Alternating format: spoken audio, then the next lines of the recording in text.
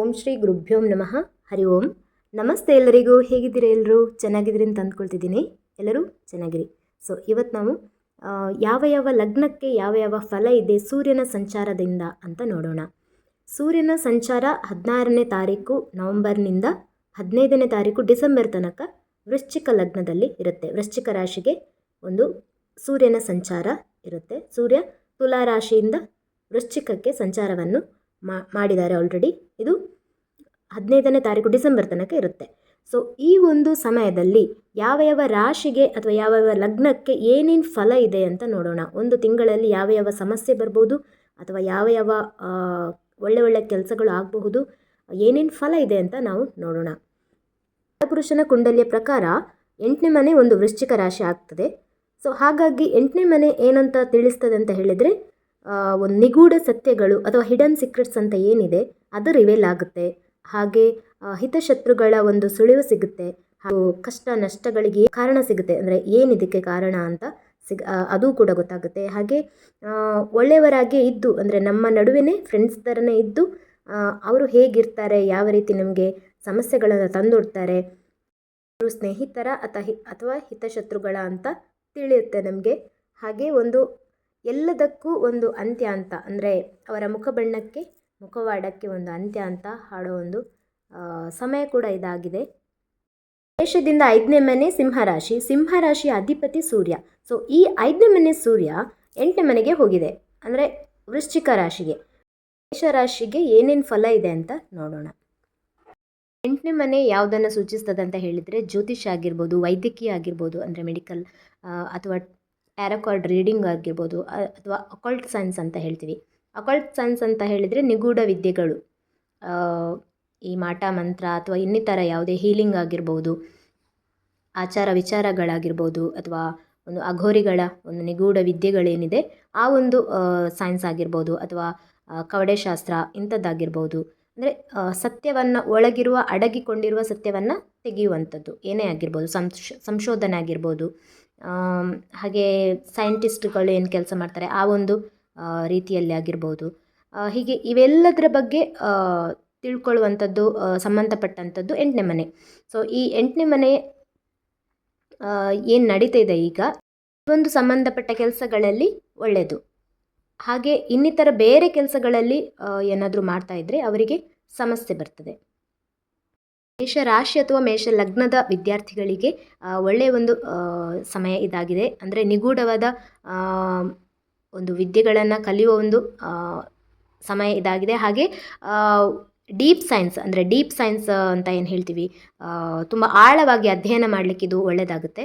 ಹಾಗೆ ಸಂಶೋಧನೆ ಮಾಡಲಿಕ್ಕಾಗಿರ್ಬೋದು, ಅಥವಾ ಹೊಸ ಹೊಸ ವಿಚಾರಗಳನ್ನು ತಿಳಿದುಕೊಳ್ಳೋದಾಗಿರ್ಬೋದು, ಆಳವಾದ ಅಧ್ಯಯನ, ಹಿಡನ್ ಸೀಕ್ರೆಟ್ಸ್ ಅಂತ ಏನಿದೆ ಅದನ್ನೆಲ್ಲ ತಿಳ್ಕೊಳ್ಳೋಕ್ಕೆ ತುಂಬ ಒಳ್ಳೆಯದು. ಹಾಗೆ ನಿಗೂಢ ವಿದ್ಯೆಗಳಂತ ಏನಿದೆ ಅದರ ಆಚಾರ ವಿಚಾರಗಳಾಗಿರ್ಬೋದು, ಅಕಲ್ಟ್ ಸೈನ್ಸ್ ಅಥವಾ ಟ್ಯಾರೋ ಕಾರ್ಡ್ ರೀಡಿಂಗ್ ಆಗಿರ್ಬೋದು, ಜ್ಯೋತಿಷ್ಯ ಆಗಿರ್ಬೋದು, ವೈದ್ಯಕೀಯ ಶಾಸ್ತ್ರ ಆಗಿರ್ಬೋದು, ಅಥವಾ ಥೆರಪಿಗಳಾಗಿರ್ಬೋದು. ಹಲವಾರು ಥೆರಪಿಗಳಿರುತ್ತೆ. ಟೆಕ್ನಾಲಜಿ ಬಗ್ಗೆ ಆಗಿರ್ಬೋದು, ಅಥವಾ ಲಾಯರ್ಸ್ ಆಗಿರ್ಬೋದು, ಡಾಕ್ಟರ್ ಆಗಿರ್ಬೋದು, ಹಾಗೆ ಇಂಜಿನಿಯರ್ ಆಗಿರ್ಬೋದು, ಹಾಗೆ ಹೀಲಿಂಗ್ ಆಗಿರ್ಬೋದು. ಇಂಥ ಎಲ್ಲ ಕೆಲಸಗಳಲ್ಲಿ ಅಥವಾ ಇಂಥ ಒಂದು ವಿದ್ಯೆಗಳನ್ನು ಕಲಿಯುವ ಸ್ಟೂಡೆಂಟ್ಸ್ಗಳಿಗೆ ತುಂಬ ಒಳ್ಳೆಯದು. ಇನ್ನಷ್ಟು ವಿಚಾರಗಳನ್ನು ಅವರು ತಿಳ್ಕೊಳ್ತಾ ಹೋಗ್ತಾರೆ, ಇನ್ನಷ್ಟು ಒಳ ವಿಚಾರಗಳವರಿಗೆ ತಿಳಿತಾ ಹೋಗುತ್ತೆ. ಹಾಗೆ ಒಂದು ಸಂಶೋಧಕರಾಗಿರ್ಬೋದು, ವಿಜ್ಞಾನಿಗಳಾಗಿರ್ಬೋದು, ಅಥವಾ ಟ್ಯಾಕ್ಸ್ ಡಿಪಾರ್ಟ್ಮೆಂಟ್ ಅಂತ ಏನಿದೆ ಈ ಒಂದು ಫೀಲ್ಡ್ ಆಗಿರ್ಬೋದು.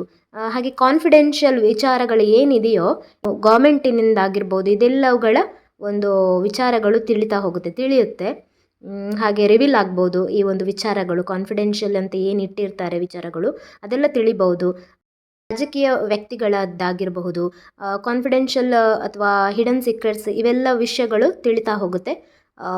ಮಿಸ್ಯೂಸ್ ಮಾಡ್ಕೋಬಾರ್ದು, ಅಧಿಕಾರವನ್ನು ಮಿಸ್ಯೂಸ್ ಮಾಡ್ಕೋಬಾರ್ದು. ಯಾವುದೇ ಒಂದು ಕ್ಷೇತ್ರದಲ್ಲಿ ನೀವು ಕೆಲಸದಲ್ಲಿದ್ದರೂ ಕೂಡ ಅಥವಾ ಸ್ಟೂಡೆಂಟ್ಸ್ ಆಗಿದ್ದರೂ ಕೂಡ ಮಿಸ್ಯೂಸ್ ಮಾಡ್ಕೋಬಾರ್ದು.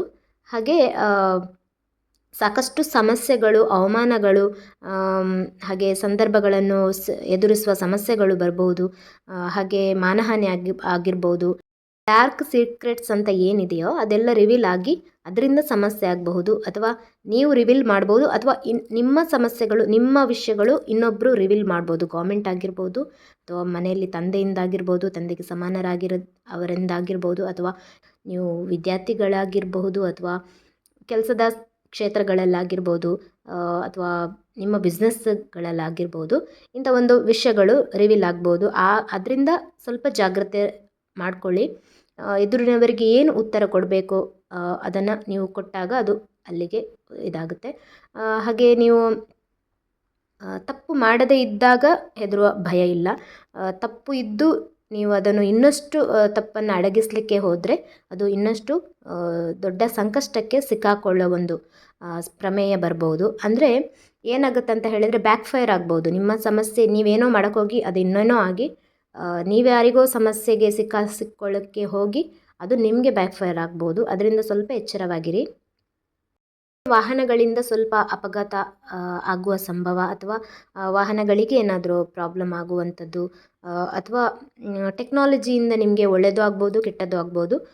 ಇದನ್ನು ನೀವು ನಿಮ್ಮ ಜಾತಕವನ್ನು ಪರಿಶೀಲನೆ ಮಾಡಿಕೊಂಡು ನೀವು ನೋಡಬೇಕಾಗುತ್ತೆ. ಯಾಕಂತ ಹೇಳಿದರೆ ಎಲ್ರಿಗೂ ಇದು ನಾನು ಹೇಳುವಂಥದ್ದು ಎಲ್ರಿಗೂ ಆಗಬೇಕೇ ಅಂತ ಇಲ್ಲ, ಮೇಷರಾಶಿ ಅಥವಾ ಮೇಷ ಲಗ್ನದವರಿಗೆ. ಯಾಕಂತ ಹೇಳಿದರೆ ಸೂರ್ಯ ಎಲ್ಲರ ಒಂದು ದಶಾ ಭುಕ್ತಿ ಅಂತರ್ಭುಕ್ತಿಯಲ್ಲಿ ಬಂದಾಗ ಮಾತ್ರ ಈ ಒಂದು ನಾನು ಏನು ಹೇಳ್ತಿದ್ದೀನೋ ಇದು ಅಪ್ಲೈ ಆಗುತ್ತೆ. ಇದು ಆ ಸೂರ್ಯನೇ ಬಂದಿಲ್ಲ ಅಂತ ಹೇಳಿದಾಗ ಇದು ಯಾವುದು ಅಪ್ಲೈ ಆಗೋದಿಲ್ಲ. ನಾರ್ಮಲ್ ಯಥಾ ಪ್ರಕಾರ ನಿಮ್ಮ ನಾರ್ಮಲ್ ಜೀವನನೇ ಇರುತ್ತೆ ನಿಮ್ಮ ಜಾತಕದ ಪ್ರಕಾರ. ಸೊ ನೋಡ್ಕೊಳ್ಳಿ, ನಿಮ್ಮ ಜಾತಕದಲ್ಲಿ ಸೂರ್ಯ ಯಾವ ಮನೆಯಲ್ಲಿದ್ದಾನೆ. ಆಲ್ರೆಡಿ 8ನೇ ಮನೆ 12ನೇ ಮನೆ ಇದ್ದಾಗ ಅತಿಯಾದ ಸಮಸ್ಯೆಗಳು ಬಂದು ನಿಮ್ಮನ್ನು ಕಾಡ್ಬೋದು. ಅದು ಕೂಡ ಕನೆಕ್ಟ್ ಆಗಿ ಯಾವುದೋ 6ನೇ ಮನೆಯಲ್ಲಿದ್ದು ಶತ್ರುಗಳಿಂದ ಪ್ರಾಬ್ಲಮ್ ಆಗ್ಬೋದು, ಅಥವಾ ಪಬ್ಲಿಕ್ಕಿಂದ ಪ್ರಾಬ್ಲಮ್ ಆಗ್ಬೋದು. ಯಾವುದೇ ಒಂದು ಇನ್ನಿತರ ಘಟನೆಗಳು ನಿಮ್ಮ ಜೀವನದಲ್ಲಿ ನಡಿಬಹುದು. ಎಲ್ರಿಗೂ ಒಳ್ಳೆಯದಾಗಲಿ, ಎಲ್ಲರೂ ಜಾಗರೂಕತೆಯಿಂದ ಇರಿ. ಹಾಗೆ ಈ ವಿಡಿಯೋವನ್ನು ಎಲ್ರಿಗೂ ಶೇರ್ ಮಾಡಿ, ಎಲ್ಲರೂ ನೋಡಲಿ, ಎಲ್ಲರೂ ಒಂದು ಅಲರ್ಟ್ ಆಗಲಿ. ಹಾಗೆ ಅವರಿಂದ ಆಗೋ ಅಂಥ ತಪ್ಪುಗಳನ್ನು ಅವರು ಅಲ್ಲೇ ಸ್ಟಾಪ್ ಮಾಡಿದಾಗ ಇನ್ನೊಂದು ಸಮಸ್ಯೆಯನ್ನು ಹುಟ್ಟಾಕೊಳ್ಳೋ ಒಂದು ಪ್ರಮೇಯನೇ ಬರಲ್ಲ. ಹಾಗೆ ಈ ಒಂದು ವಿಷಯಗಳನ್ನು ಶೇರ್ ಮಾಡೋದ್ರಿಂದ ಎಲ್ರಿಗೂ ಸಹಾಯ ಆಗುತ್ತೆ. ಎಜುಕೇಷನ್ ಅನ್ನೋದು ಎಲ್ರಿಗೂ ಸಿಗುತ್ತೆ, ಅಂದರೆ ಸಾಮಾನ್ಯ ಜ್ಞಾನ ಇದೆಲ್ಲ. ಸೊ ಇದೆಲ್ಲ ಎಲ್ರಿಗೂ ಸಿಗುತ್ತೆ. ಸೊ ಹಾಗೆ ನೀವು ಮಾಡ್ತೀರಿ ಅಂತ ಭಾವಿಸ್ತಾ ಇವತ್ತಿನ ಎಪಿಸೋಡನ್ನು ಅಲ್ಲಿಗೆ ಮುಗಿಸ್ತಿದ್ದೀನಿ. ಎಲ್ಲರಿಗೂ ಒಳ್ಳೆಯದಾಗಲಿ. ಸರ್ವೇ ಜನ ಸುಖಿನೋ ಭವಂತು. ಸಮಸ್ತ ಸನ್ಮಂಗಳಾನಿ ಭವಂತು.